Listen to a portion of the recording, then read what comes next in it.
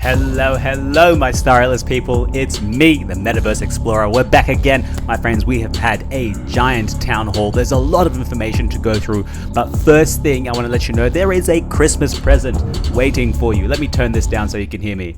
There is a Christmas present waiting for you, my friends. It's the Calico Shipit Dragon skin. And we see it on the screen now, and it looks glorious. It looks shiny. It looks amazing. I'm going to claim this now today, and I want you to go and claim it yourself.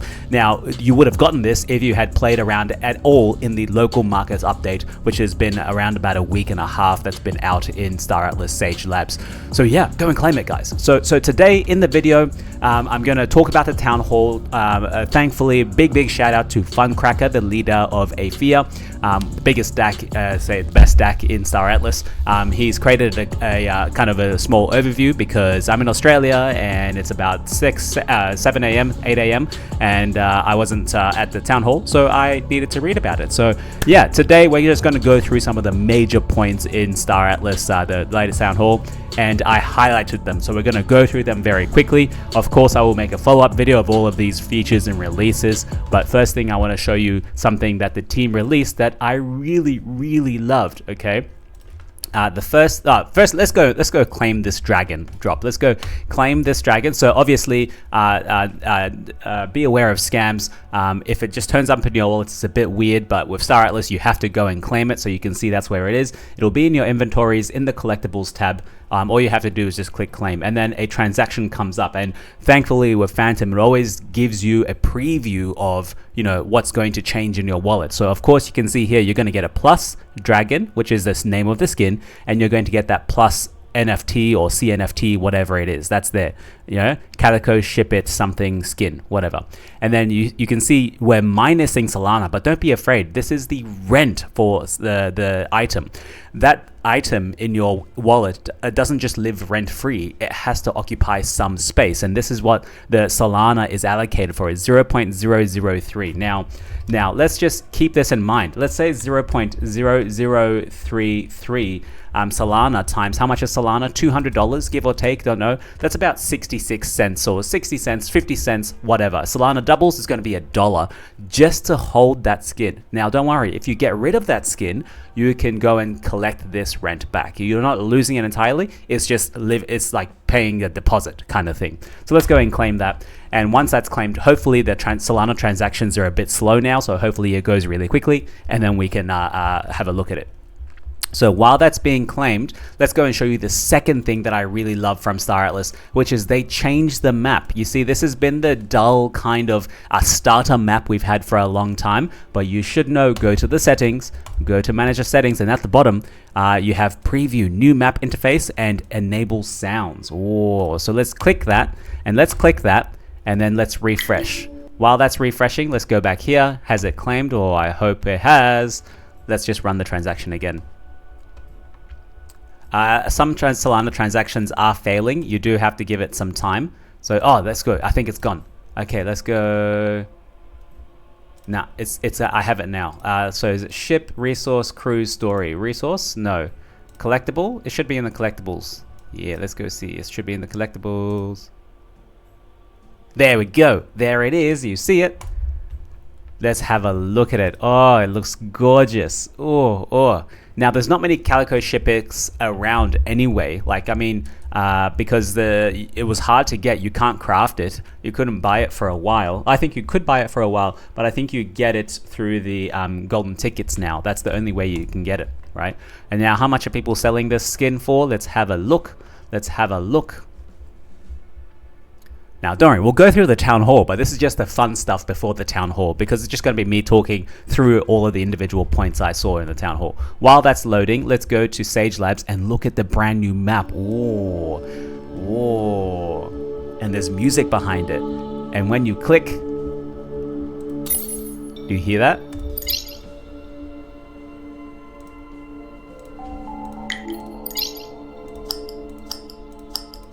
Oh, I like it.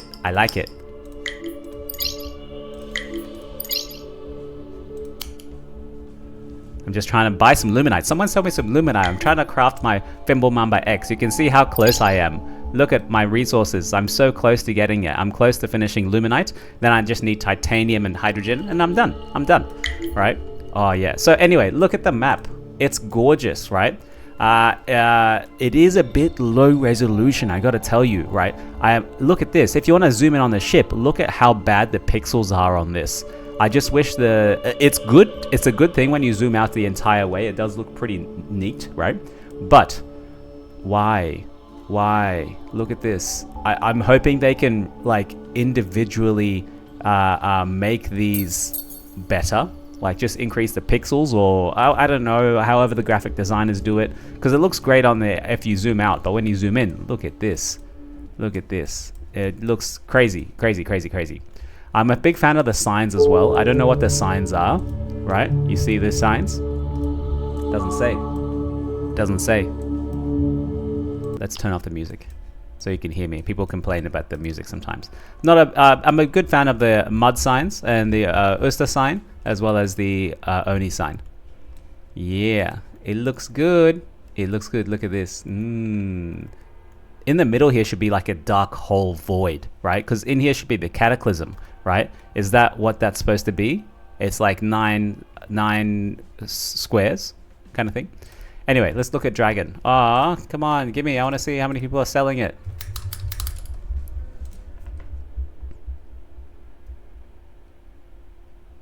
So anyway, that's the Sage Labs. I like that. Let's go to the Dragon.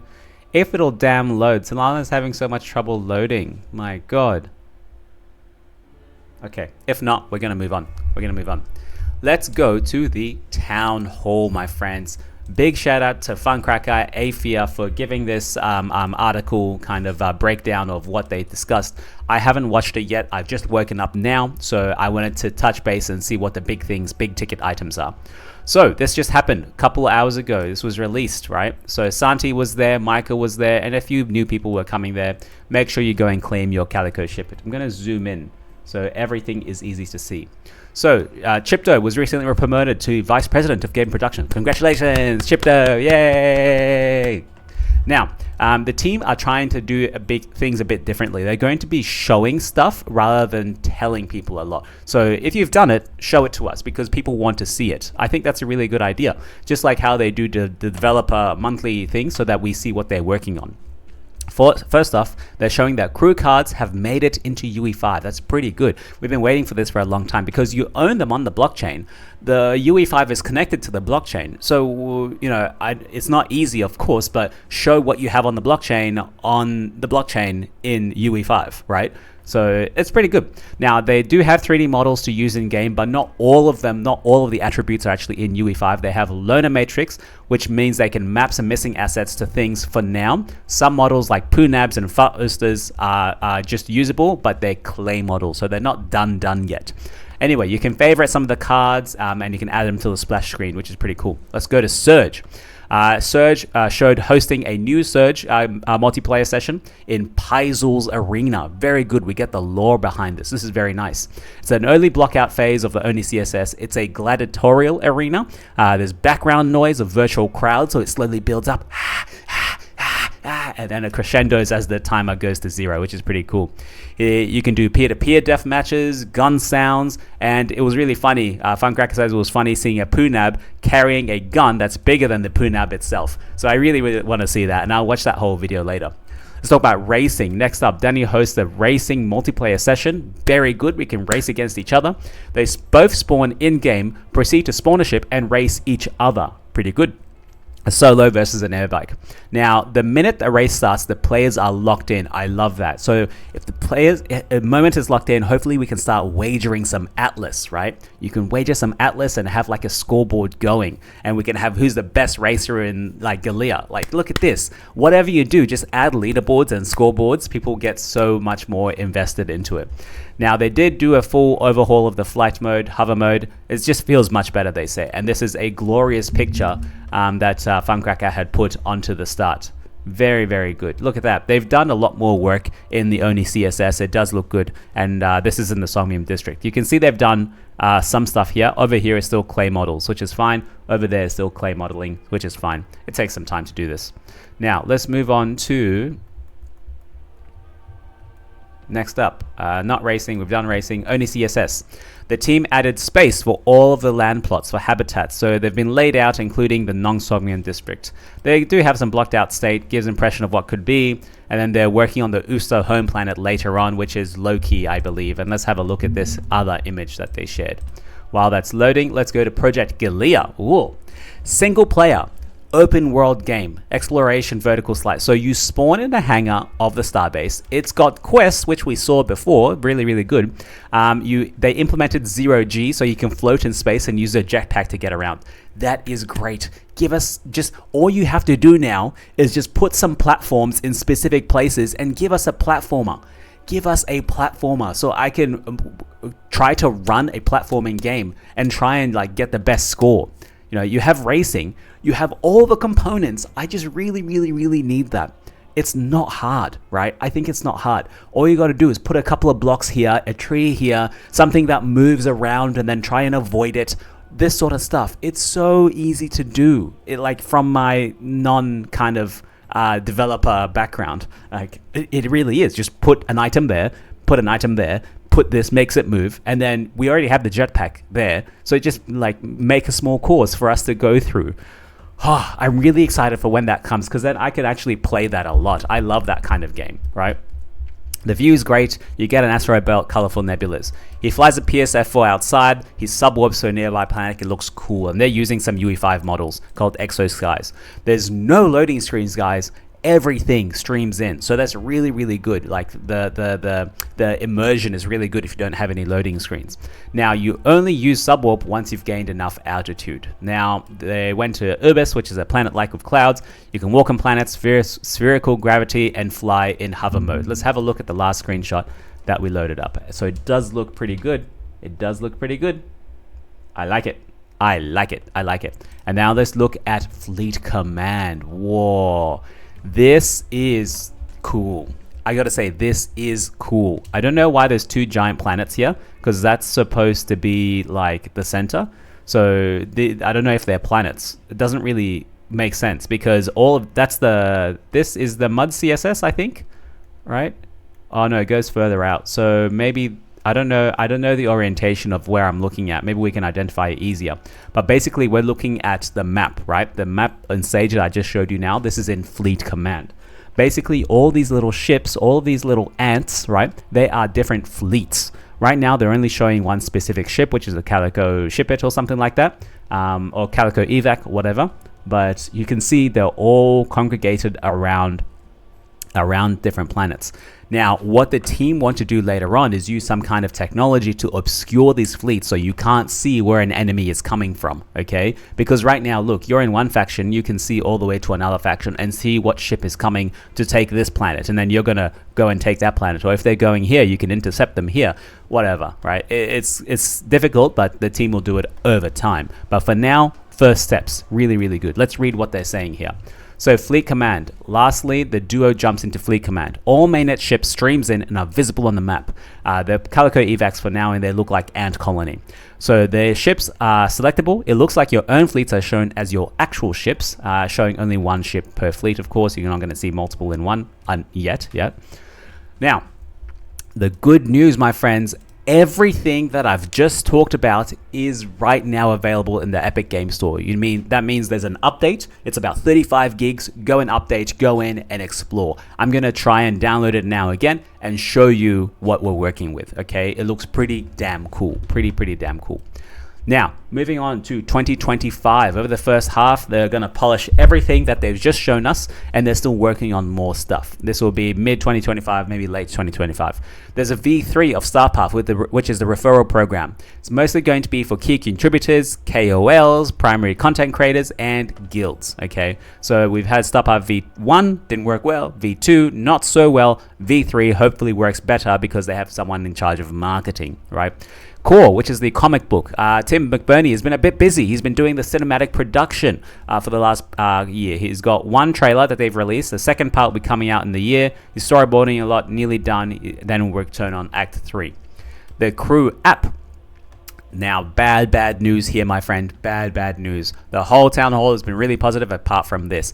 Time to rip the band-aid off. The team suspended all internal effort on the move to earn app. Are you kidding me? Are you kidding me, guys? So remember, at some point they say we are ready to go with the crew app. We are like a month away or 2 months away from going with the crew app. And now all of a sudden they've shuttered the entire thing. That is so frustrating from a business and like an investor standpoint. Like, you guys have spent so much time and effort on this, and now it's like gone. Like it's not on the board, right? Oh man, what is happening there? They ran into issues with the CNFT crew. How? The CNFTs already exist. Like, there's a technology that allows you to load it up onto an app. Step in, right? So how is it not known? Like, I don't know, maybe it's internal secrets of STEPN or how they're doing it, but man, this has been done already. It's nothing new. Right? So they said the biggest issue was that creating an algorithm to verify movement data was just too much work. Ah, man. Like, did no one think of this before they started to create a brand new app, right? Like, hey, can we actually do this? I guess you don't know until you try. But then again, there's so many different, probably open source move to earn stuff out there that you can probably piece some stuff together. But I'll just stop now because I'm not a developer. I don't know how hard it is, but it just seems like it's been done before. Like, there is no giant secret. STEPN has one. They're in crypto already. Talk to them, right? They are saying they are in talk with a traditional company that's been in Web 2, they're now in Web 3, they've got a decade of experience. They may end up with integration in their app.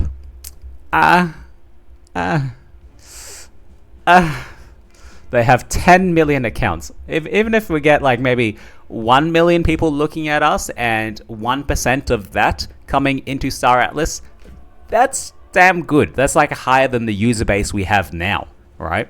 So that's really, really good. But in short, let's say they're looking for a partner to create an easier path to implementation. So maybe I'll claw it back. It's not totally gone. It's just on the shelf. They're not giving any resources to it at all. Isn't that frustrating? So frustrating. My God. Let's talk about Never Alone. All rewards are about to be minted. Make sure you go claim your rewards, right? Mission 3 memories will be distributed. Players will be able to claim their rewards. It was going to go through meta crafting mechanic. There won't be a mission 4. There won't be a guild competition because the team is shrinking. They had to reduce how much they can do. Instead of 3 out of 4 memories, you maybe need 2 out of 3 to get the big rewards. So if you just got 2 out of 3, well done. You may get all the rewards you wanted. Now let's talk about marketing in 2025. Website overhaul. They're going to do show, not tell tutorials. Content creator program, which I'm slightly a part of, but I'm going to be honest, not much is happening there. There's not a lot, to be honest, right? There's no bounties going out. Even if it is, it's not a lot of information for me to work with. Sometimes it's better just not to bother the team. Let them do what they can. Santi and Dominic are really busy already. They don't want to be dealing with me, let's be honest, right? Knowledge sharing, not quite sure what that exactly means, how you're going to do that. Expanding the market, making things more accessible, fleet rental, hackathons, that's coming very soon. They're going to support Atlas Grace, which is a very good initiative, but I don't know, like that's like a privately run charity by one member of the community. Is it good for the team to be supporting one member, one item, like that's not part of the team? You know, I don't know. It's a good initiative, but I don't know. And then, of course, impact merch for 2025. Talk about community. The team wants to be closer to the guilds, content creators, and builders. They're planning to hire an extra position to focus on meeting the needs of these key contributors and the ecosystem manager. They're going to close Never Alone. They're going to launch something new, right? So after the rewards are minted, they're going to close Never Alone, and they're going to do something new. But if you don't have the resources to continue Never Alone, why are you starting something new? I don't know. Unless it's much, much simpler, right? Maybe it's like a proper content bounty. Then we can go ahead, or like some way to get community engagement or community interaction. It's much simpler than Never Alone, with much less human hours required, all automated. Then yes, but oh man, why are you starting something new when you can't continue what you couldn't, you know? You'll still have access to exclusive stuff by being active in a community. Let's talk about Santi. For the moment, Santi went from Director of Community to Director of Community and Ecosystem. So I'm confused by this because they're going to hire a new position for Ecosystem Manager, but now he's Director of Ecosystem. So maybe that is a higher position. So Santi, congratulations. You'll have someone working for you. This is pretty cool. Let's talk about the Atlas Locker. So currently you're earning polis and tiered marketplace fee reductions. What the team want to be working on is leveraging the actual Atlas locked in the liquidity there to do other stuff. For example, rental earnings will go to Atlas Locker, which is the lockers. Preferred NPC pricing. If you want to sell loot to a merchant in UE5, you may get some nice pricing because you are part of the locker. Discounts on crafting fees. I really would like that. Reduction in respawn time, repair times, gamification, skill tree like stuff, and create a one-time option to buy points.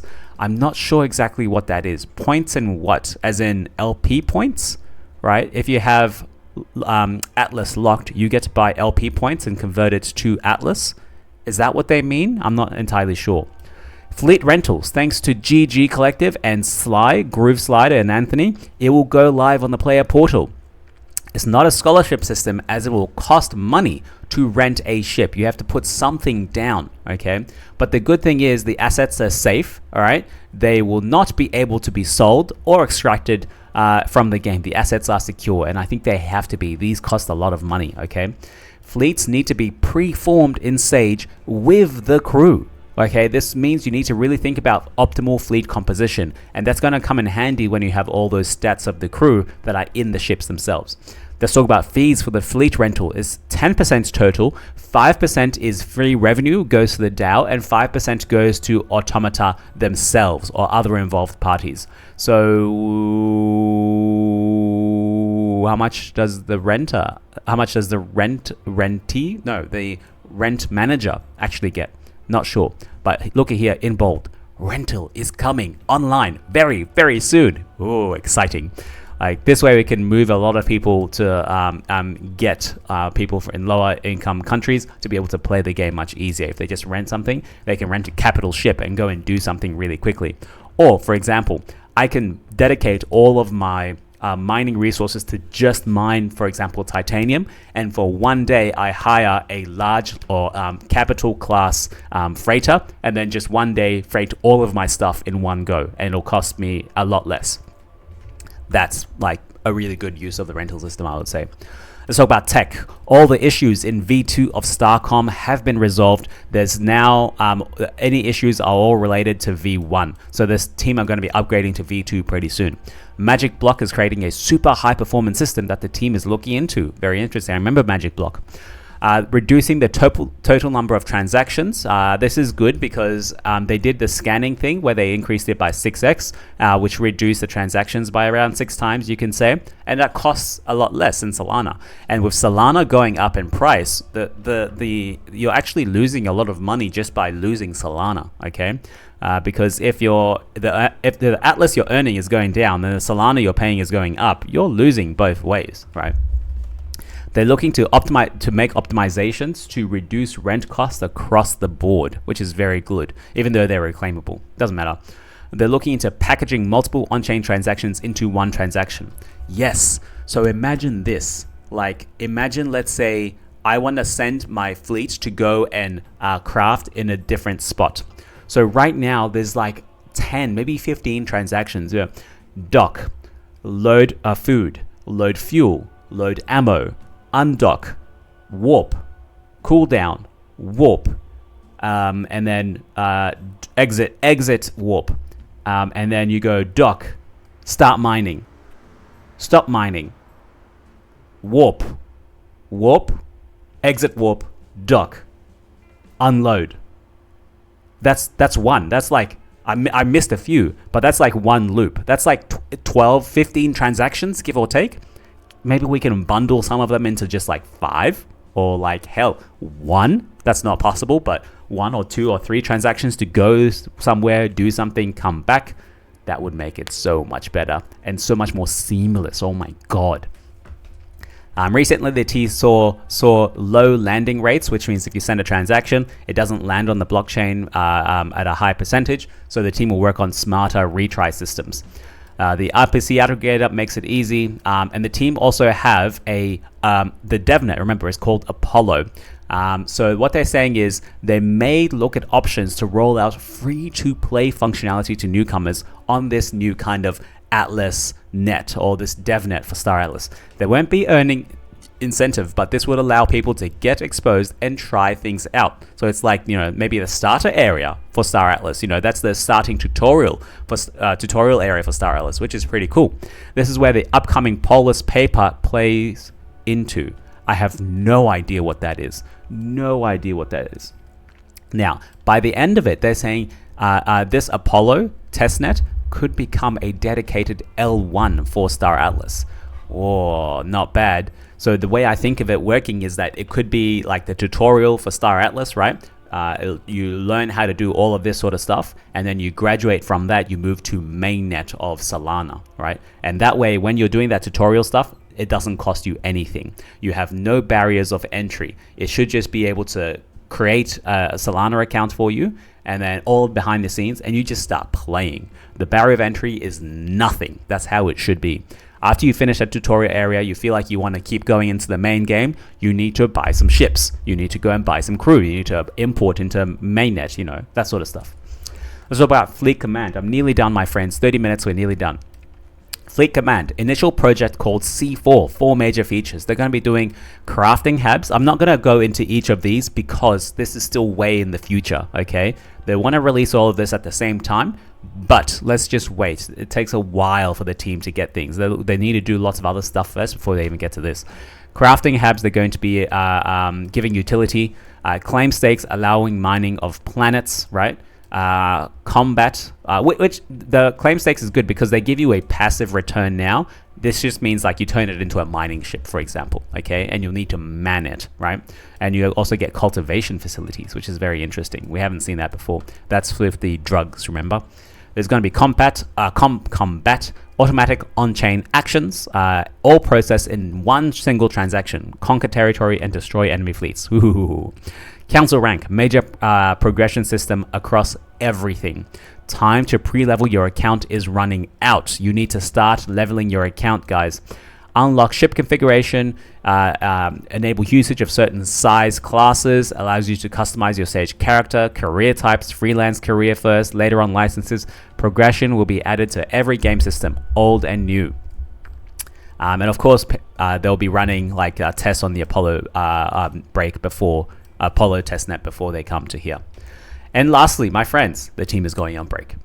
They have done a hell of a lot of work, right? This was a really, really big town hall, as you can see here. I'm going to take some time, digest, and maybe do another video of stuff that I've missed. But for now, let's have a look at some stuff that I think you should know. This is a pretty cool look. Nice. That subwarp. Is that warp or subwarp? So good. So good, so good. Now, the next thing is the team are doing a rebase that you should know about, but they actually delayed the rebase because a lot of volatility in the market so far. Atlas has been going up in price. Now it's fallen down because everything else has started falling down. So the team is just waiting a little bit. Just wait, okay? Don't worry about the rebase. Now, lastly, I'm not sure if you know, Athia have a new Flipside dashboard. Make sure you go and click the like button, okay? The heart button. You should go and click the heart button. Go and do it now. Go and do it now. Now. Okay, let's move on. Airdrops, my friend. If you're in Solana, you probably have some airdrops, okay? Especially if you've been dabbling with NFTs. The first one is the Magic Eden Foundation have released their ME token. You can go and check. I've got an airdrop myself. The bad thing is you do have to go and download the Magic Eden wallet and then import your Solana wallet into this Magic Eden wallet, okay? That's the only drawdown. But the better one so far is the Pengu airdrop. This is from the Pudgy Penguins. They are a really, probably the most popular NFT group in Ethereum, maybe in crypto so far, rivaling CryptoPunks so far, I would say, in popularity. Now, they have actually released a token associated with the NFT group, and they have targeted a whole bunch of Solana users, right? The NFT is on Ethereum, but they wanted to get more people involved in the Pengus, and so they have like targeted Solana users. So if you have some NFTs around Solana, or even if you used an old wallet in Solana, you probably have an airdrop. This was a cool $1,000 for me. I'm not gonna lie, it's not very much, I know, but it's something. I didn't ever think I'd participate in the Pudgy Penguins ecosystem, but look, I'm in there now. So this is the website. I'm going to put it in the description maybe, but you also know how to find it. Go to the official Twitter, go to the official website, right? Go to their Discord, find the proper website, go and connect. And remember, when you connect and when you try and sign a transaction, make sure it says like what is happening in your account, okay? If it's saying -1 Solana, no, that's wrong, okay? Or if you're not sure, it doesn't give you a description, don't sign, okay? There is an error at the moment if you use a ledger. It's hard to sign. It won't let you sign if you use a ledger, but if you use other accounts, you will get the airdrop. So go and claim your airdrop. I got $1,000, which in Australian dollars is $1.6 thousand, which is crazy, which is some people's whole monthly income, some people's weekly income. So you work the week and you got money. That's it, my friends. I'm going to leave it there. It's a huge town hall. Big shout outs to Athia and Funcracker. Here we are, Funcracker. Here's the guy. Thank you very much, as always, my friends. I'm going to leave you and love you as I do all the time. Bye for now.